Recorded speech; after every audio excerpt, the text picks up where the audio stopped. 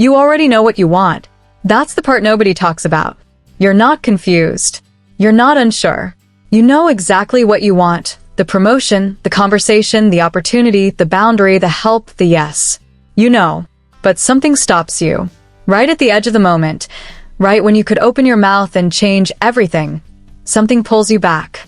A tightening in your chest, a voice in your head, a sudden, overwhelming certainty that this is not a good idea. And so you stay quiet, and the moment passes, and life continues exactly as it was. That thing that stopped you? It has a name. And today, we're going to look it directly in the face. Because you cannot defeat an enemy you refuse to identify. Part 1. The moment before the ask, when everything freezes. I want to take you somewhere specific. Close your eyes if you can, or just follow along. Picture a moment, a real moment from your life, where you wanted to ask for something and didn't. Maybe it was a meeting. Your manager was wrapping up and opened the floor. And you had something to say, a request, a question, an idea. And you felt it rise up in your chest, that impulse to speak. And then, nothing. The impulse collapsed. The words dissolved. You told yourself it wasn't the right time, that someone else would bring it up, that you'd do it next week. You didn't do it next week. Or maybe it was a relationship, a moment where you needed to say, I need more from you. I am not okay. I need you to show up differently. And you looked at the person across from you and felt the words right there and swallowed them whole.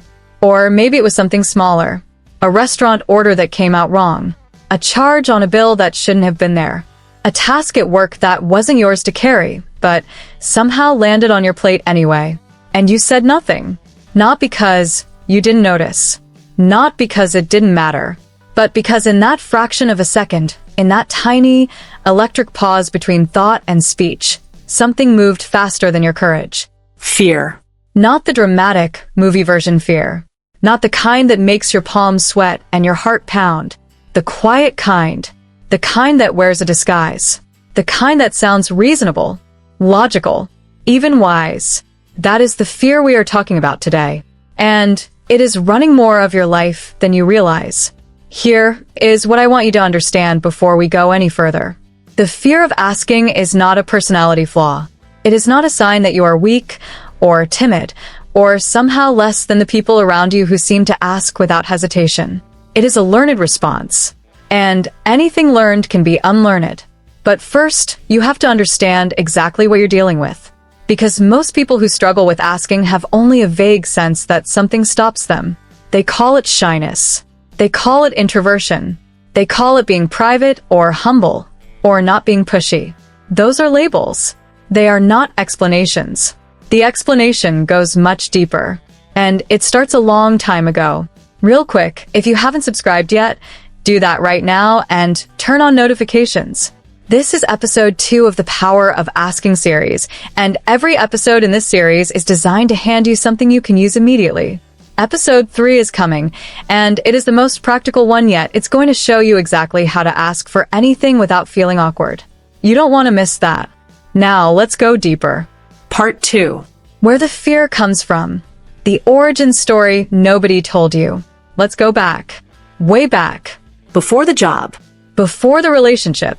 Before you had any sense of yourself as someone who was either good or bad at asking. Go back to when you were a child. Children are, by nature, relentless askers. Have you ever noticed that? A young child has absolutely no shame in asking for what they want. They ask for the toy. They ask for the candy. They ask why the sky is blue. And when you answer, they ask why again. They ask to stay up late, to have more dessert, to go to the park, to hear the story one more time. They ask without strategy, without calculation, without fear of judgment. And then, slowly, steadily, something happens. They get told no. Not just no, but no with a tone. No with a look. No that communicates not just you cannot have this, but you should not have wanted this in the first place. They ask in public and get shushed. They ask for something and are told they're being greedy. They express a need and are told to stop being so sensitive. They speak up and are ignored or dismissed or laughed at. And the child, whose brain is a learning machine, absorbing everything, makes a calculation. Asking leads to pain. Silence leads to safety. Now here is where it gets important. That calculation was not wrong, not for a child trying to navigate an environment they had no control over. It was smart. It was adaptive. It was survival. The problem is that most of us never updated the equation. We grew up. We gained power, agency, language, options, resources. The world around us changed completely, but the equation stayed the same. And so we walk into boardrooms, into relationships, into every defining moment of our adult lives, still operating on the emotional software of a child who once learned that asking was dangerous. That is not weakness. That is simply an outdated program running on a system that has long since outgrown it. And today we are writing a new one. Part 3. The 5 Faces of Fear. Recognizing what's actually stopping you. Now we get specific. Because fear of asking does not show up the same way for every person. It is not one thing. It is a family of fears, related, overlapping, but distinct. And the key to beating any of them is being able to name exactly which one you are dealing with. I am going to walk you through 5. And I want you to listen for yourself in each one. Fear number 1. The fear of rejection. This is the most well-known member of the family, the one people talk about most. And yet, even though everyone knows its name, most people fundamentally misunderstand what it actually is. They think the fear of rejection is about the no, about not getting what they asked for. But that's not really it. The fear of rejection is not about the outcome. It is about the meaning your brain assigns to the outcome. When someone says no to your ask, your brain does not process it as, that particular request was not possible at this particular time. Your brain processes it as, you are not enough. You are too much. You were wrong to want this. You were wrong to ask. The no becomes a verdict, not on the request, on you. And that is why rejection feels so disproportionately painful. It is not that you didn't get the raise.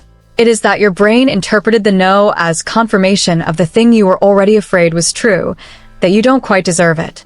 This is called rejection sensitivity. And it is extraordinarily common, extraordinarily painful, and extraordinarily curable. Here is the cure, or at least the beginning of it. You have to consciously, deliberately, repeatedly practice separating the no from the meaning. When you ask and hear no, stop. Before you spiral, before the story starts, ask yourself one question. Does this no say something about my worth? Or does it say something about this moment, this person, this circumstance? Almost always, if you're honest, the answer is the second one.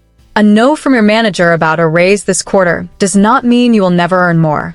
It means right now, in this conversation, it is not possible. A no from an investor does not mean your idea is worthless. It means this investor, right now, is not the right fit. A no from someone you love does not mean you are unlovable.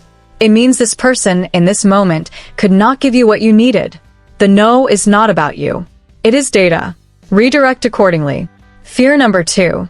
The fear of judgment. This one is quieter than rejection. More insidious. It sounds like, what will they think of me? They'll think I'm arrogant. They'll think I'm greedy. They'll think I'm desperate. They'll think I'm not as confident as I seem. This fear is not about what will happen. It is about how you will be perceived. And it is powerful because it attacks something we care about deeply, our image, our reputation, the carefully constructed version of ourselves that we present to the world. Here is the uncomfortable truth about this fear. Most people are not thinking about you nearly as much as you think they are. This is called the spotlight effect, a well-documented psychological phenomenon where we consistently overestimate how much other people are watching, judging, and remembering our actions. In reality, the colleague you're terrified of asking for help is mostly thinking about their own workload, their own fears, their own presentation next Thursday. The manager you're afraid will judge you for asking about advancement is mostly thinking about their own targets, their own manager, their own pressure. People are the main characters of their own stories. You are at best a supporting role in theirs. And even on the rare occasion when someone does judge you for asking, when they do raise an eyebrow or whisper to a colleague, here is what is also true. That judgment lasts about 48 hours. Your missed opportunity lasts a lifetime. Choose accordingly. Fear number 3. The fear of burdening others. This one tends to live in the kindest people, the people who are most considerate, most empathetic, most attuned to the emotions and comfort of those around them. It sounds like, I don't want to bother them. They have enough going on. I can handle it myself. It's not that important. And underneath it is a belief, deeply held, rarely examined, that your needs are an imposition, that wanting help makes you a burden, that the most loving thing you can do for the people around you is to need as little as possible from them. I want to challenge that belief directly. Think of someone you genuinely love, a friend, a family member, a partner, someone whose well-being matters to you. Now imagine they were struggling, really struggling, and they hid it from you. They carried it alone, not because they didn't trust you, but because they didn't want to impose. How would that make you feel? Not relieved, not grateful for the consideration, heartbroken, shut out, sad that they didn't feel safe enough to come to you. The people who love you feel the same way. Your needs are not a burden to the right people. They are an invitation to connect. And when you constantly refuse to extend that invitation, you don't protect them. You distance yourself from them. Fear number 4. The fear of conflict. This fear is particularly strong for people who grew up in environments where tension was dangerous, where asking for something could tip the mood of a parent or a household, where keeping the peace was a survival skill. It sounds like, I don't want to rock the boat. What if they get upset? It's not worth the argument. I'd rather just let it go. This fear keeps people in underpaying jobs for years, in relationships where their needs go unmet, in friendships where the dynamic is entirely one-sided, in situations that have quietly made them miserable for so long that the misery starts to feel normal. Here is what this fear costs you. Every time you swallow a legitimate need to avoid conflict, 2 things happen. First, the need doesn't disappear. It goes underground. It becomes resentment or withdrawal, or a slow, quiet erosion of your happiness and your connection to the people around you. Second, you teach the other person that this is acceptable, that your silence means consent, that you're fine when you're not fine, and they have no reason to change because as far as they can see, nothing needs to change. Conflict, handled with care and clarity, is not the opposite of love and respect. It is often the truest expression of it.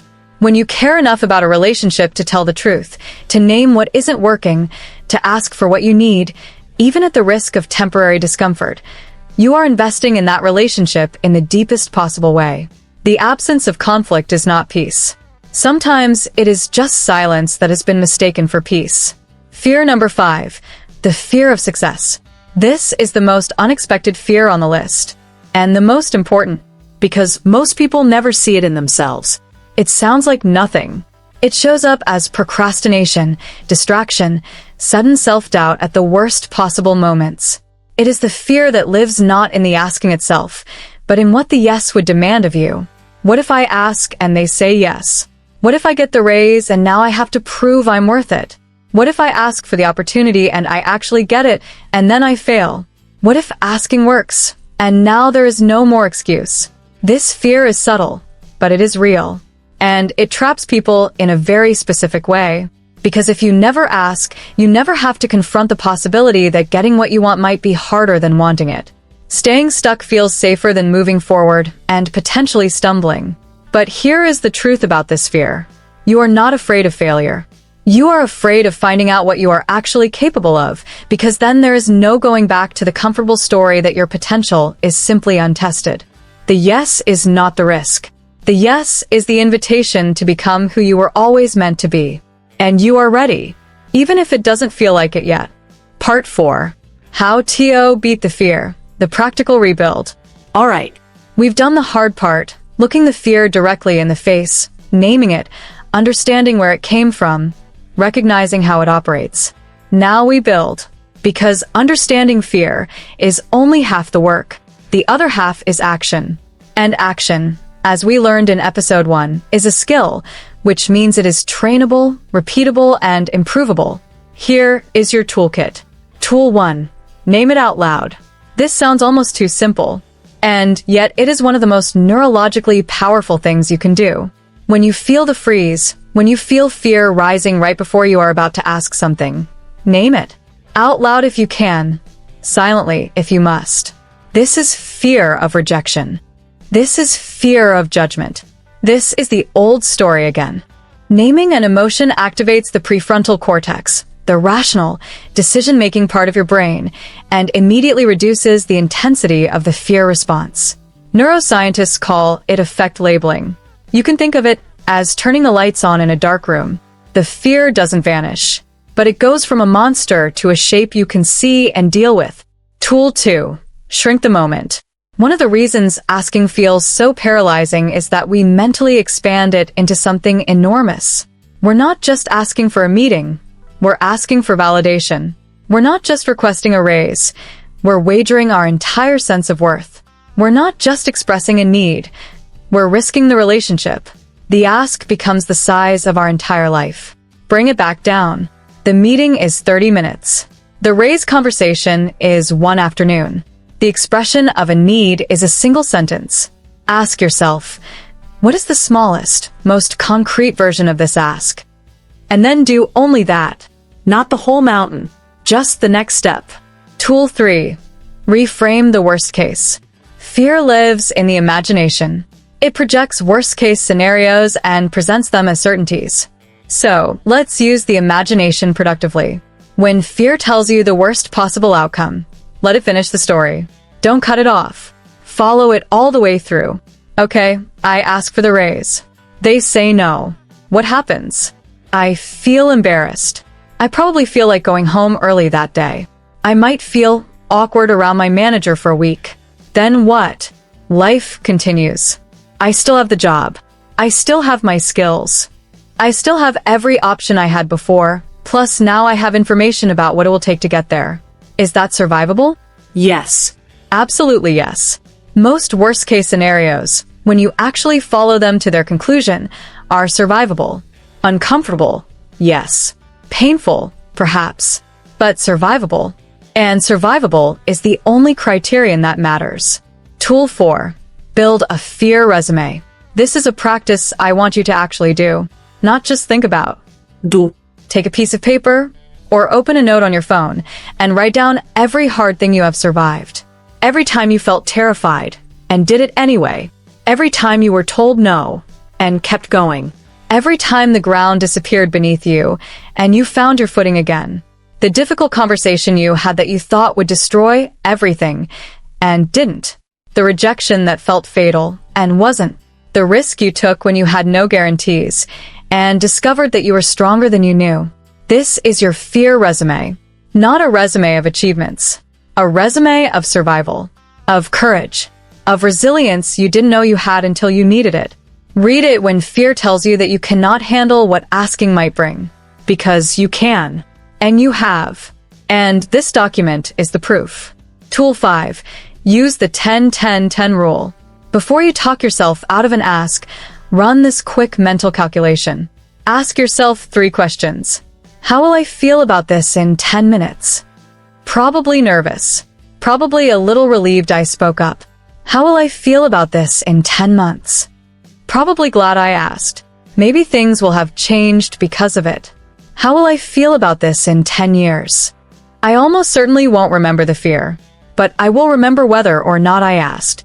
This rule was developed by writer Susie Welch, and its power is in the perspective it forces. Fear is a short-term emotion, but the consequences of letting it win are long-term. When you zoom out, the ask almost always becomes worth it. Tool 6. Practice in low-stakes environments. We talked about this briefly in episode 1, and I want to go deeper here. Courage in asking, like any skill, is built incrementally. Nobody runs a marathon on their first day of training. Nobody negotiates $1 million deal as their first ask. You build the muscle in the gym before you take it to the field. So this week, I want you to do 5 micro-asks. Intentionally. Consciously. Not because you need the thing you're asking for, but because you're training. Ask a barista to remake your coffee if it's not right. Ask a colleague for their honest opinion on your work. Ask a friend for a favor you'd normally handle alone. Ask for an extension on a deadline you're struggling with. Ask a stranger for directions instead of checking your phone. These feel small. They are small. That is the point. Each small ask rewires something in your brain. It builds a memory, a physical, neurological memory of asking and surviving, of asking and being received, of asking and the world not ending. And those memories stack until one day the big ask, the one that changes your life, doesn't feel as impossible as it once did, because your nervous system has been here before. Not here exactly, but close enough. Part 5. The 3 AHA moments. What fear has been hiding from you. Aha moment 1. Fear is not a stop sign. It is a signal. We have been taught, subtly, persistently, that fear means don't. That the presence of fear is a warning that something is wrong, something is dangerous, something should be avoided. But that is not what fear is. Fear is your nervous system paying attention. It activates when something matters to you, when the stakes are real, when the outcome could actually change something. Think about it. You are not afraid to ask for things that don't matter. You have no fear asking for a napkin, asking what time it is, asking if there's parking on this street. You are afraid to ask for the things that genuinely, deeply matter to you, which means fear, in this context, is not a warning to retreat. It is a compass pointing directly toward your most important growth. The next time you feel it, lean toward it instead of away. Aha moment 2. The version of you that never asks is not protected. They are imprisoned. There is an illusion that silence creates safety. That if you never ask, you can never be rejected. If you never reach, you can never fall. If you never try, you can never fail. And technically, that is true. But safety and freedom are not the same thing. The person who never asks is safe, yes. Safe inside a life that is smaller than they deserve. Safe inside relationships that never reach their full depth. Safe inside a career that plateaued because they wouldn't have the conversations that would have pushed it forward.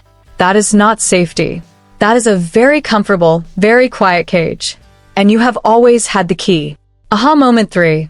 Every person you admire has been afraid and asked anyway.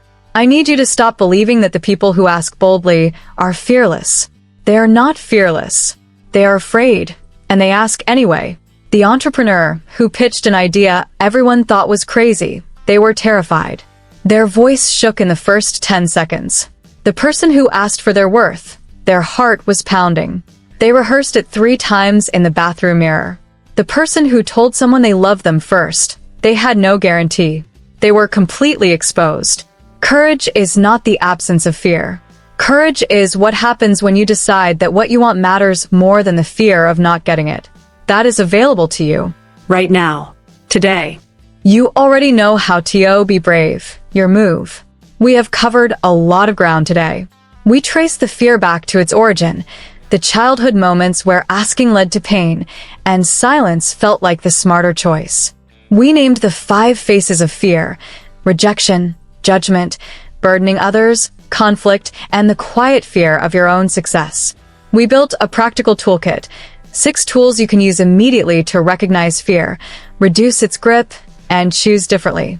And we uncovered 3 truths that, if you let them, will fundamentally change your relationship with fear forever.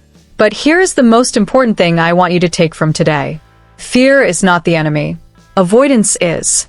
Fear is natural. Fear is human. Fear in the right context is even useful. But avoidance, the habit of letting fear make your decisions, that is what keeps the life you want always slightly out of reach. You do not have to become fearless. You just have to become someone who acts in spite of it.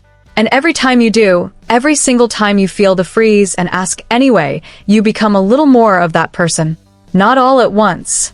Not dramatically. Quietly. Steadily. Irrevocably. So here is your ask for this week. And yes, I am asking you to ask. Identify one moment this week where you feel the fear to ask, and ask anyway. Not the biggest ask of your life. Just one real ask that fear would normally talk you out of. Feel the fear. Name it. Shrink it. And ask. And then notice, really notice, what happens on the other side. Because what you'll find, most of the time, is that the other side of the ask is better than you imagined. Quieter. Lighter. A little more like the life you've been trying to build.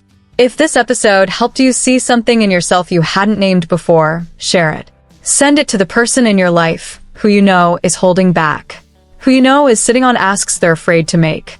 Because the greatest gift you can give someone is the clarity to see what's stopping them. And in episode 3, we get completely practical. No more fear talk. No more psychology. Episode 3 is the step-by-step, word-by-word guide to asking for anything. A raise, a favor, a second chance, an opportunity, without feeling awkward, without stumbling over your words, and without second-guessing yourself the moment you open your mouth. It is the episode people are going to replay. Make sure you're there for it. Subscribe, turn on notifications, and I'll see you in the next one. Fear has had your voice long enough. It is time to take it back.